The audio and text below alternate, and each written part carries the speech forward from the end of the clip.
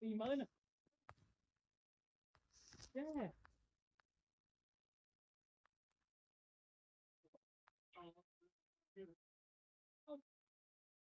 Cái này rồi. Anh vô tay cho cái kéo nó rớt cũng không lưỡi tâm phấn to cho nó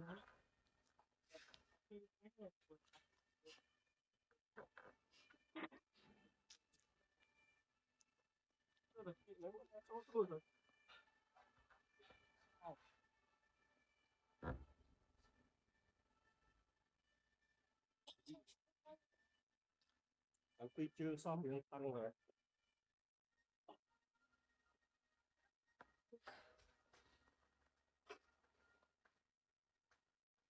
Lùi em mới rồi. Ôi, lắng nơi sao tay thế này.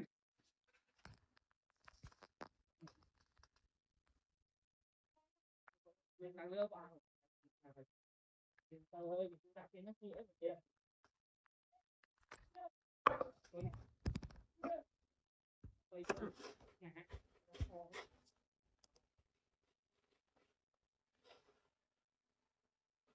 Phi được tốt không? Rồi. Ơi, cái này tụ.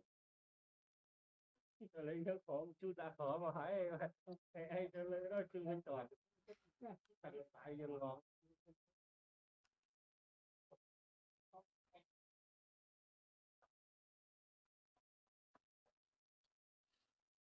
Không phải.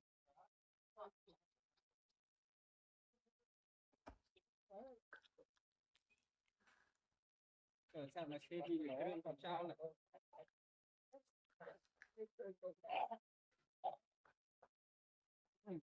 Đôi cái làm đạp hội đấy vậy đi. Hấp thì nó cái kéo bắt cái này qua. Đôi làm cái đạp hội này.